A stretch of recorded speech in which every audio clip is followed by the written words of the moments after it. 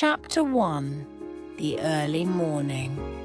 Lila Rahman woke at 4:30 in the morning, as she had for the past 47 years. The alarm was unnecessary. Her body knew the hour by instinct, rising before the first birds began. Their tentative calls before the street lights along Parkway Avenue clicked off in their automated sequence. She lay still for a moment in the darkness, listening to the house breathe around her the soft hum of the refrigerator downstairs, the distant rumble of an early truck on the main road, the creak of old floorboards settling into another day. Her hand reached out of habit to the nightstand, fingers finding the small brass bell she'd carried in her bus for 3 decades. She didn't ring. It hadn't rung it in the 5 years since retirement, but touching its cool surface was enough. A talisman. A reminder that she had been someone who mattered. Someone who kept schedules and carried lives safely through rain and rush hour. And the occasional drunk who needed gentle but firm guidance to the right stop. She rose slowly, her knees protesting as they always did now, and made her way to the kitchen. The ritual of tea was sacred. She filled the kettle with exactly 4 cups of water, no more and no less, and set it on the stove. While it heated, she ground cardamom pods in her small mortar, 7 pods. Always 7 mixed them with black tea leaves, a stick of cinnamon, 3 cloves, and a thumbnail of fresh ginger she'd grated the night before. The smell began to fill the kitchen even before the water boiled, spicy and alive, cutting through the staleness of sleep.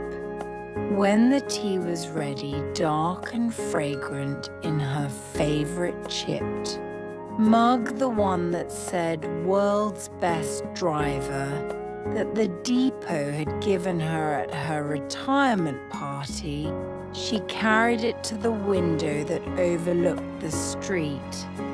This was her station now, her driver's seat, her vantage point on the world she'd left behind but couldn't quite release. From here, she could see the bus depot 3 blocks away. She knew the schedule better than she knew her own phone number, the 447 to the industrial district, the 502 to the hospital, the 515 express to downtown. Even now, she found herself counting them as they pulled out, massive and yellow in the pre-dawn light, their diesel engines coughing to life in the cold morning air. 1, 2, 3. She tallied them in her mind like a shepherd counting sheep, except her flock was metal and rubber and carried the hopes and exhaustion of working people to their various destinations. She had driven Route 47 for 22 years. She knew every pothole, every problematic intersection, every passenger who waited at the same stop at the same time. Mrs. Chen with her grocery cart on Wednesdays. The night shift nurses from regional hospital, always exhausted, always grateful. The high school students who got louder and more chaotic as the week progressed, quietest on Mondays, wildest on Fridays. She had married two of those students once well. Not married them herself, but attended their wedding 5 years after they'd graduated. Remembered them as gangly teenagers who'd sat in the back seats holding hands when they thought she wasn't watching in her wide rearview mirror. The buses were her children in a way her actual children had never quite been. Or perhaps that wasn't fair. Perhaps she had given too much to the route and not enough to the kitchen table, too much to passenger safety and not enough to parent-teacher conferences. Mira had grown up mostly with her father before the heart attack took him 12 years ago. Lila had been driving when it happened, had gotten the call at the end of her shift, had arrived at the hospital.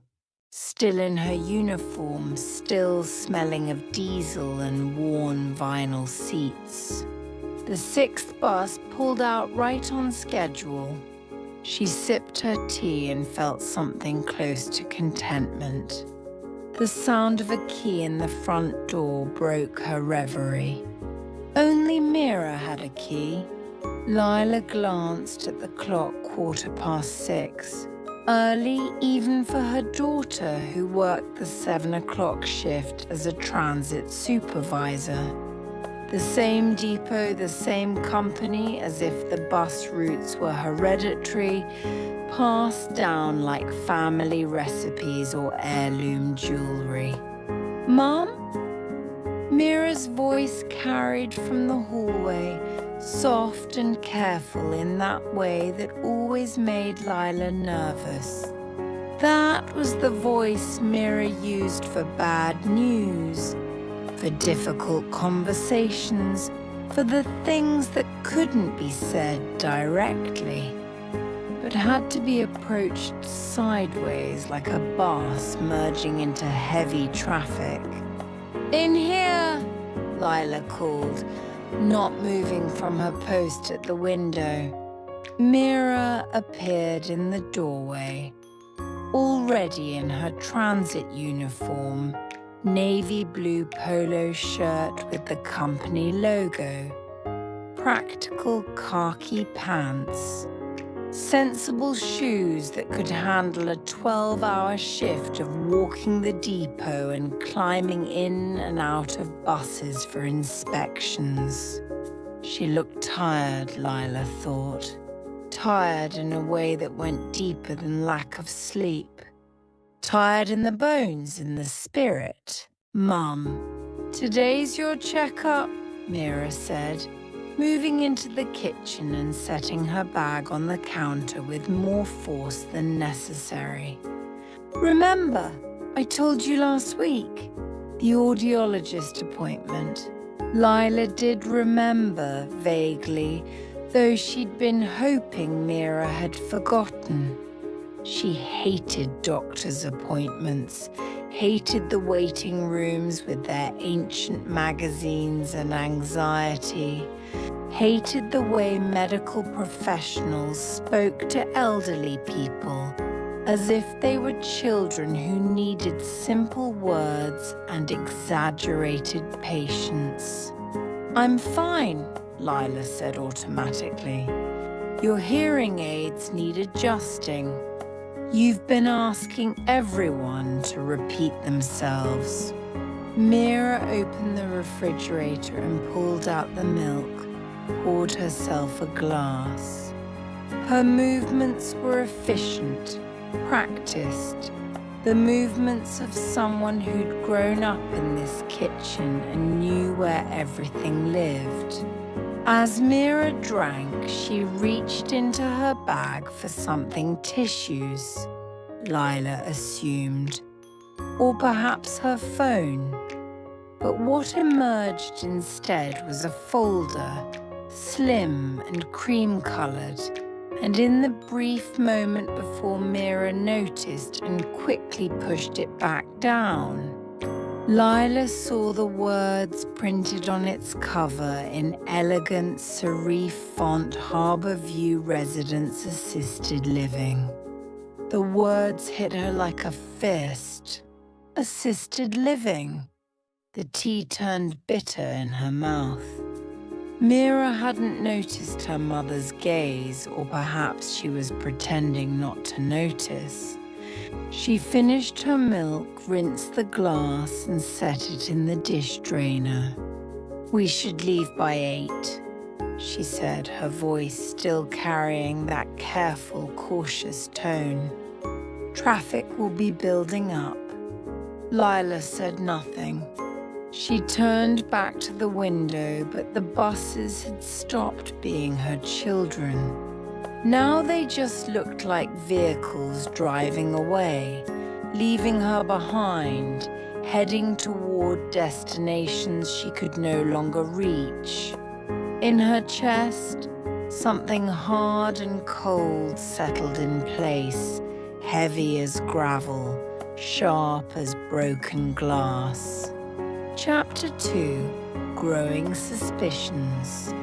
The car ride to the clinic stretched out like a route Lila had never driven before, unfamiliar, unpredictable, full of turns she couldn't anticipate.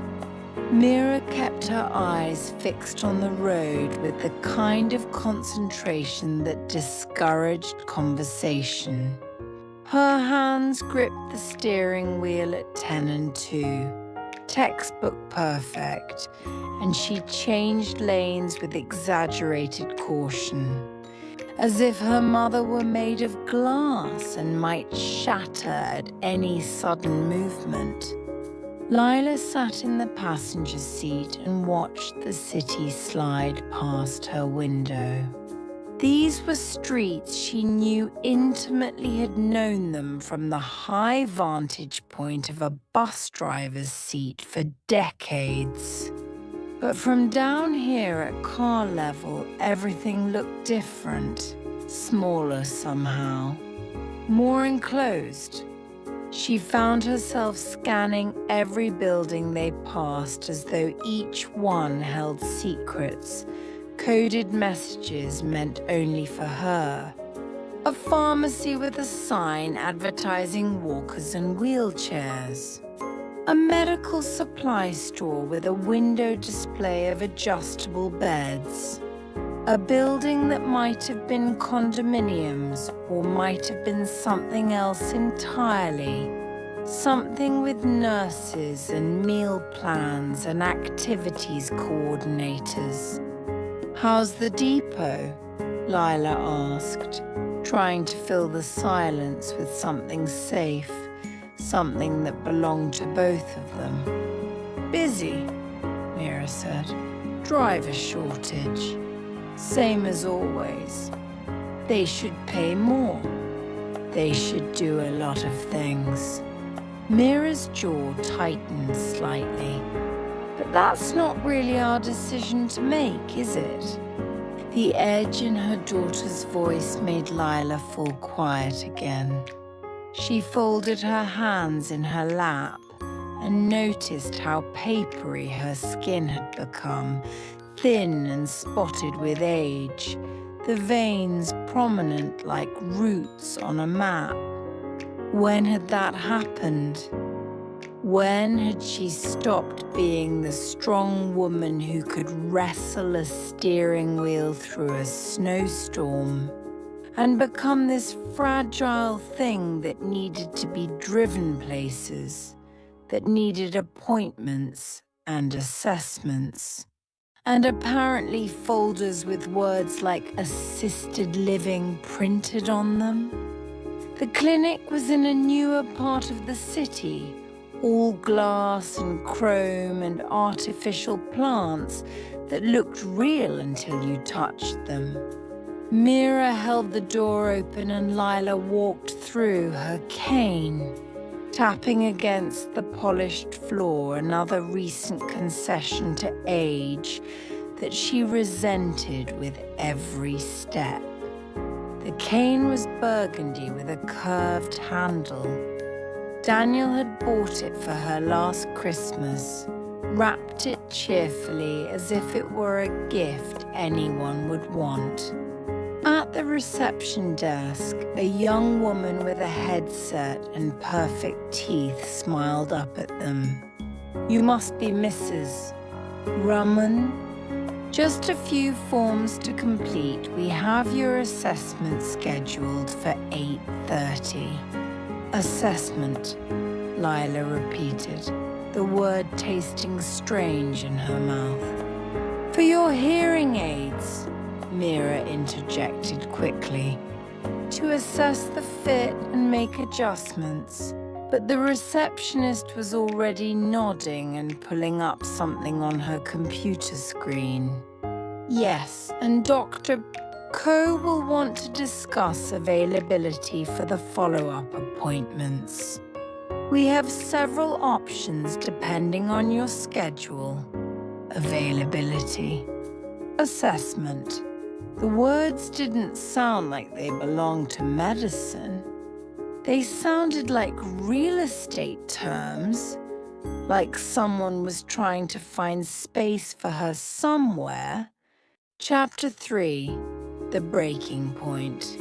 Saturday arrived wrapped in silence, thick and suffocating as fog.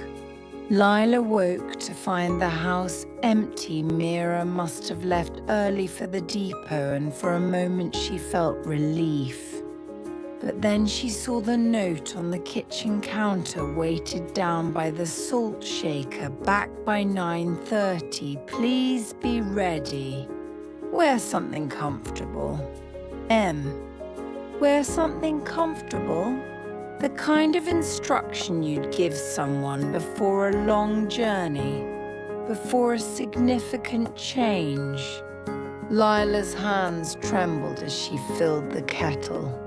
She went through the motions of making her tea, but when she brought it to her lips, it tasted like nothing. Her new hearing aids picked up every sound with cruel precision. The tick of the kitchen clock, the hum of the refrigerator, the distant bark of a dog. All of it too sharp, too present, too real. She dressed slowly, choosing her best blue cardigan, the one her husband had given her on their 40th anniversary. If this was the day they were taking her away, she would at least look dignified. She would not make it easy, but she would not make a scene either. That wasn't who she was. She had spent a lifetime being professional, being steady, being the person others could depend on. Mira returned at 9:30 exactly, punctual as always. She wore civilian-clothes jeans and a soft green blouse, which somehow made everything worse. This wasn't about work. This was personal. This was family. Ready, Mum? Mira's smile was too bright, too forced, the smile of someone performing cheerfulness like a duty. Where are we going? Lila asked, though she thought she knew. It's a surprise. Mira picked up Lila's purse from the side table and handed it to her. You'll see. A surprise. As if this was something to celebrate, something to look forward to. Lila took the purse and followed her daughter to the car, each step feeling like a countdown, a progression towards something inevitable and unwanted. They drove toward the waterfront, a part of the city Lila knew less well. Her roots had been inland, through residential neighborhoods and commercial districts, past schools and hospitals and shopping centers. The waterfront was for tourists and weekenders, for people with leisure time and disposable income. It wasn't for working people. It wasn't for her. But as they drove, she began to notice the sign. Harbour Market, with its cheerful blue awning and clusters of people carrying canvas bags full of fresh produce. Harbour Clinic, a sleek medical building with tinted windows that reflected the morning sun. Harbour Coffee, Harbour Fitness, Harbour Dental. Every business seemed to carry the same prefix, the same nautical theme, as if the whole neighborhood had been planned by committee and given a cohesive brand. And then, like a punchline to a cruel joke Harbour View, the sign appeared first on a street banner. White letters on a navy background with an anchor logo. Then again on a directional sign pointing left. And again on a building directory. Each repetition felt like mockery, like the city itself was pointing her toward her fate with increasingly insistent arrows. Mira's phone rang. She answered it hands-free, her voice bright and artificial. Hi. Yes, we're close. Maybe 5 minutes? A pause. Yes, she's with me. We're almost there. She's with me. As if Lila were cargo being delivered, a package to be dropped off and signed for. Lila's chest constricted. She pressed her hand against her ribs, trying to remember how to breathe properly. The breathing exercises from the stress management class the depot had made, all drivers take years ago in through the nose for 4 counts. Hold for 4, out through the mouth for 4. But her breath came shallow and quick, refusing to be managed. Mira, she said, her voice barely a whisper. Almost there, Mum. Just a few more minutes. They turned onto Harbour Boulevard, a wide street lined with young trees still held up by wooden stakes and wire. Everything here looked new, planned, artificial. The buildings were all the same height, all the same style, modern but not too modern, traditional but not too traditional. The kind of architecture designed to offend no one and comfort no one. And there at the end of the street, a building larger than the others, set back from the road with a circular driveway and landscaped gardens. Above the entrance, a banner stretched wide, professionally printed, impossible to miss Harbour View. Below it, in smaller letters, a community care facility. The car slowed. Mira turned into the driveway. The tires crunched over perfect gravel. This was it. This was the place they'd found for her. The place they'd been planning and discussing and making deposits for while she slept in her own bed. Still believing she had a home, still believing she was wanted. Mira, please. Lila's voice cracked. Please don't do this. Mum, it's okay. It's not okay.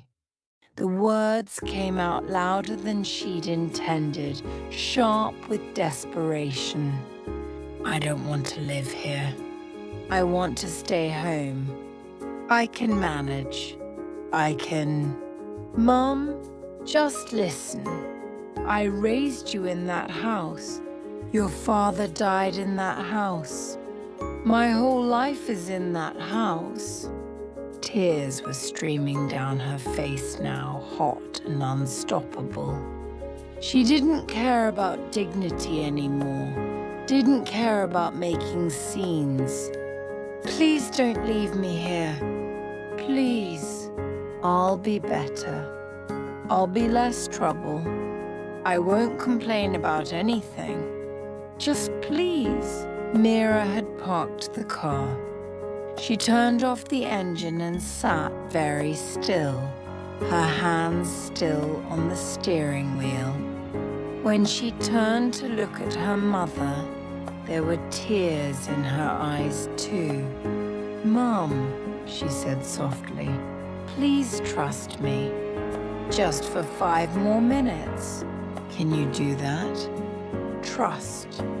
That was what passengers had given Lila every time they stepped onto her bus.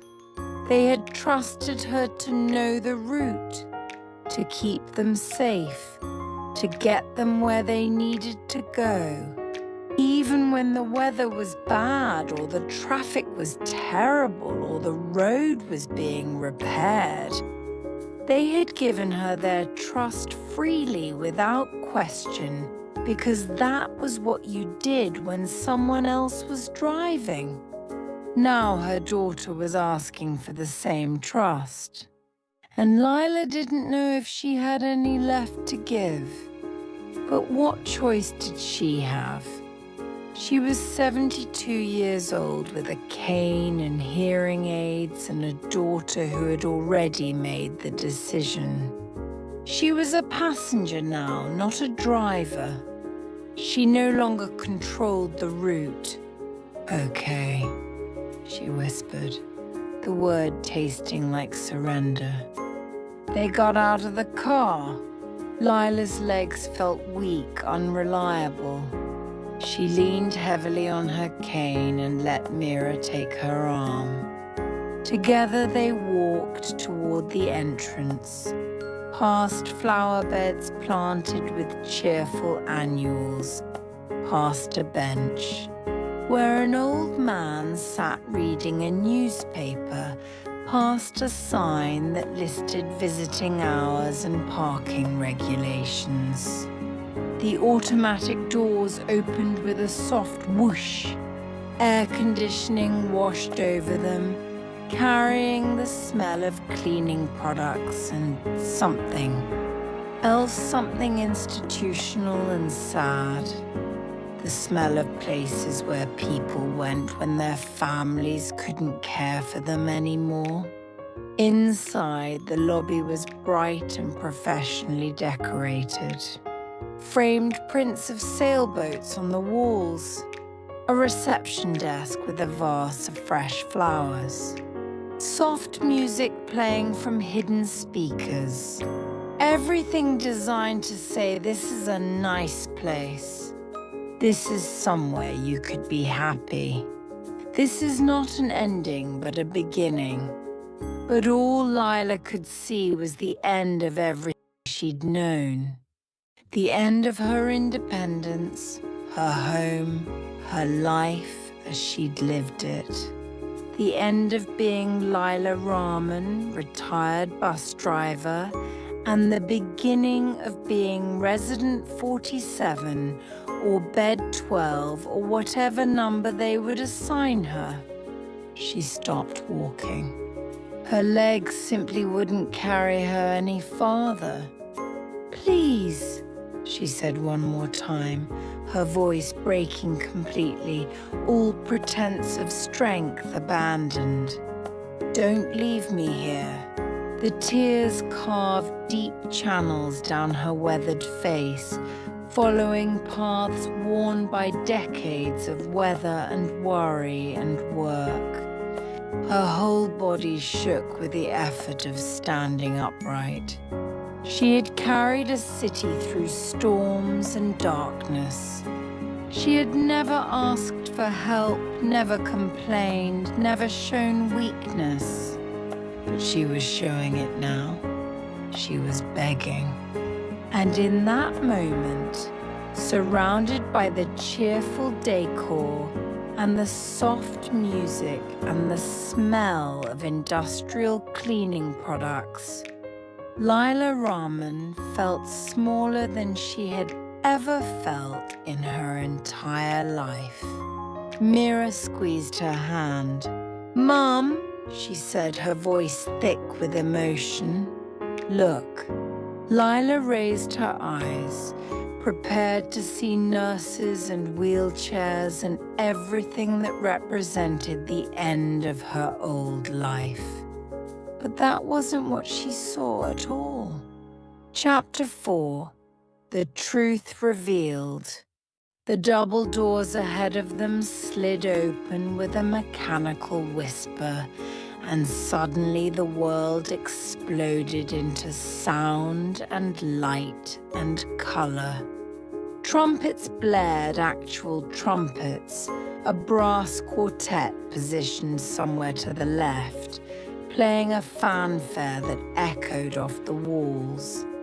Lights flashed in sequence like a runway guiding a plane home. And people, so many people, all turning toward her at once. All smiling, all beginning to applaud and cheer with a volume that made her new hearing aids crackle slightly in protest. Lila stood frozen in the doorway, her brain struggling to process what she was seeing. This wasn't the institutional lobby she'd glimpsed through the glass.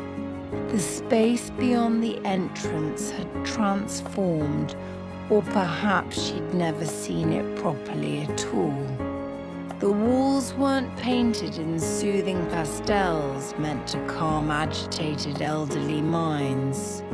Instead, they were completely covered with maps.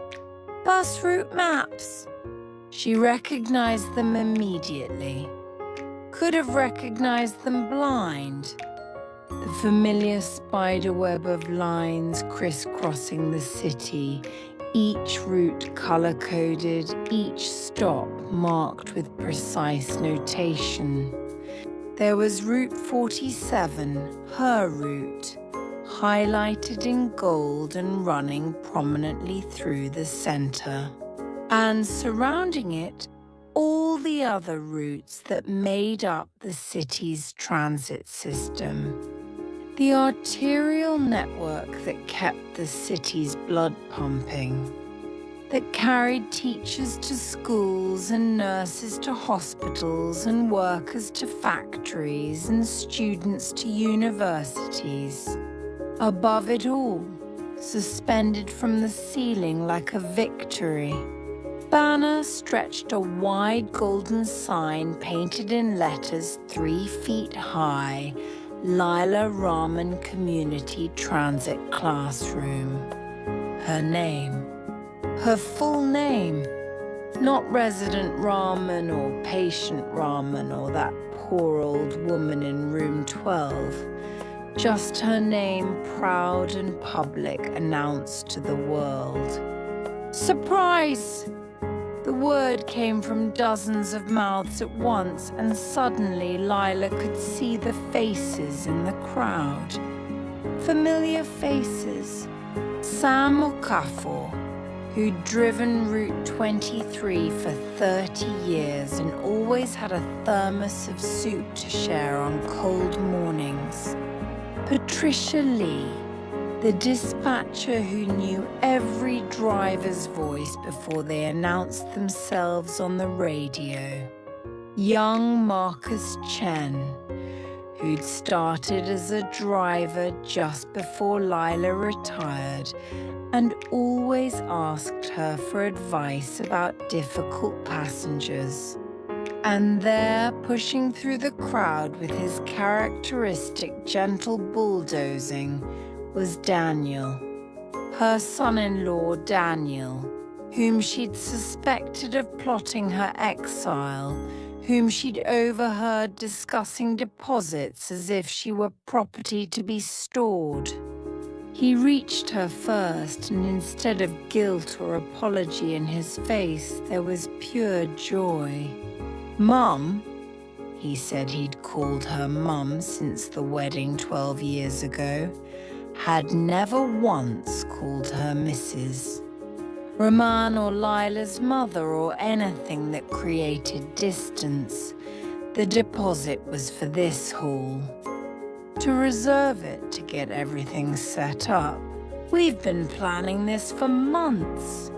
I don't understand, Lila whispered, though understanding was beginning to dawn like slow sunrise, warm and inevitable. Mira appeared at her other side, no longer the stressed, secretive daughter of the past weeks, but radiant with relief and excitement. She took her mother's hand, the one that wasn't clutching the cane for dear life. We wanted to honor you, Mum. Really honor you. The Transit Authority approved it last month. They're establishing a new training center, and they're naming it after you. The Lila Rahman Community Transit Classroom. But the assessment, Lila said, her mind still catching up, still trying to revise days of fear and suspicion into this new reality. The clinic, the doctor's saying, was for your hearing aids, Mira finished gently. Remember, Dr. Ko said they needed adjustment, and she mentioned that someone should check in on you regularly. But that's just good medical advice, Mum. Not a code for anything sinister. Just a doctor being a doctor. And the availability? Lila's voice was getting stronger now, indignation mixing with relief. The receptionist said availability. For follow-up appointments, Daniel interjected, grinning. Just scheduling. That's all it was? Sam Okafor had made his way to the front of the crowd. He was older than Lila remembered, his hair completely white now, but his smile was the same one she'd seen 1,000 times across depot parking lots at the start of early shifts. Lila Rahman, he announced in his booming voice, the voice that had once called out stops over faulty PA systems. 37 years of service, 0 accidents. Drove through the blizzard of '09 when half the fleet stayed parked. Drove through the flood of '14 when the water was up to the axles. Brought every single passenger home safe every single day. The crowd applauded again. And this time Lila felt the sound not as overwhelming noise, but as affirmation, as recognition of something she'd almost forgotten, that her work had mattered, that she had mattered. A young woman stepped forward from the crowd, couldn't have been more than 22 or 23. Wearing a brand new reflective safety vest that still had the fold creases in it. She held a bouquet of flowers, bright sunflowers and purple irises, wrapped in brown paper and tied with twine. Her hands shook slightly as she offered them. Mrs. Rahman, the young woman said, her voice nervous but determined. I'm Aaliyah. I'm in the new driver training program. I start behind the wheel next month. She paused, swallowed hard. My mom took your bus every day for 15 years. Route 47, 7:15 a.m. to get to her shift at Regional Hospital. She was a nurse. She died 2 years ago, but she used to tell me about you. about how you always waited an extra 30 seconds if you saw someone running for the bus, how you knew everyone's names, how you made people feel safe. The girl's eyes were bright with tears that matched the ones streaming down Lila's face. "I want to drive like you someday," Aaliyah said, and pressed the bouquet into Lila's hands. "I want people to feel the way my mom felt when she got on your bus, like someone was looking out for her." Lila couldn't speak. Her throat had closed completely around a knot of emotion too large and complex to name. She took the flowers, their stems slightly damp from Aaliyah's nervous grip, and breathed in their fresh, living scent. Patricia Lee stepped forward next, carrying a framed photograph. "We found this in the archives," she said, turning it so Lila could see. It was a picture from 1998, Lila standing in front of her bus with a group of schoolchildren. She remembered that day, career day at Jefferson Elementary, when they'd invited drivers to come talk about their jobs. She'd let every kid sit in the driver's seat, had shown them how to work the door lever, had explained about blind spots and safety protocols. "We're hanging this in the classroom," Patricia said, along with dozens of others. "Your whole career, Lila. Documented and honored," Marcus Chen called out from the back. "And we're making sure every new driver knows about the Lila Raman standard. Safety first, passengers always, and 30 seconds of grace for someone running to catch hope." The crowd laughed and applauded, and someone started chanting, "Lila! Lila! Lila!" until the whole room picked it up, the sound bouncing off the walls, covered in route maps, filling the space that bore her name. Mira wrapped her arm around her mother's shoulders, and Lila could feel her daughter shaking with laughter or tears, or both. "I'm sorry," Mira whispered into her ear. "I'm so sorry we scared you. We wanted it to be a surprise. We wanted you to walk in and see it all at once, to feel the full impact of how much you're loved. But I didn't realize I should have realized." "It's okay," Lila said, and found that she meant it. The fear of the past weeks was already beginning to fade, already becoming a story she would tell later, maybe even laugh about. "It's okay, Beta. I understand." Daniel appeared with a wheelchair, an actual wheelchair, plush and ceremonial looking, decorated with ribbons and a small placard that read, "Honorary Guest." "Your chariot, Mum," he said with an exaggerated bow.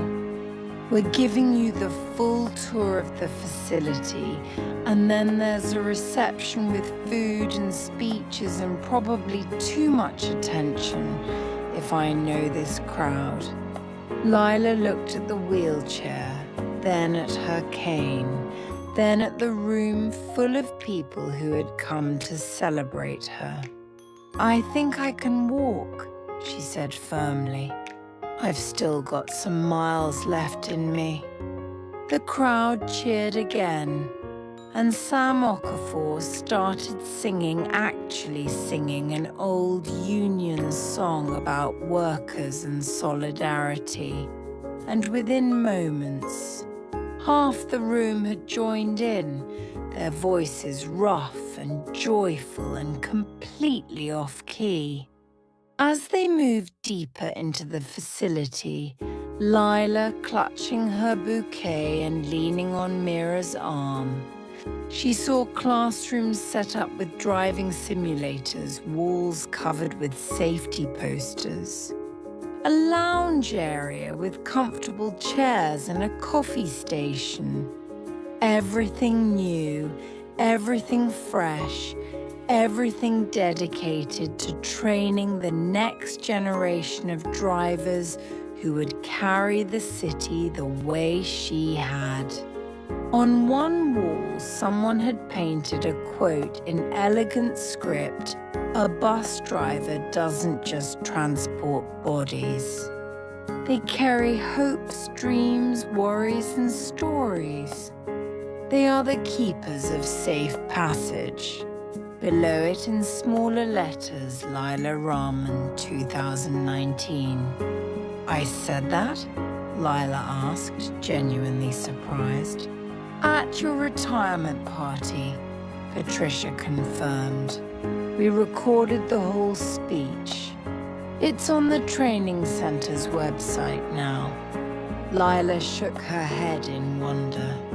All this time she'd thought she was being put away, stored somewhere safe and sanitized where she couldn't be a burden. All this time her family had been building her a monument. Not a monument of stone and bronze, but a living one. A place where her knowledge and experience would continue to shape the future, where her name would mean something to people she would never meet. The weight in her chest, that heavy gravel of suspicion and dread, was gone calm.